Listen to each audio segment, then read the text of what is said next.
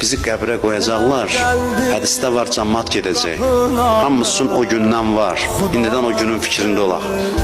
Cəmaət qoyurlar, dostlar, övladlar, yaxınlar bizi qoyacaq qəbrə. O ki dedi, sənin üçün canımı verərəm, falan elə hamısı başına aşağı salıb gedəcəklər. Ölmüş adamın ruhu baxır, görür hamısı getdi.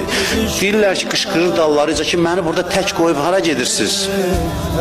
Hədis deyir ki, cəmaət gedəcək, bu fəryad eləyəcək, heç kəs eşitməyəcək. Başını salıb gedəcəklər. Allahdan nida gələcək, mənim bəndəm.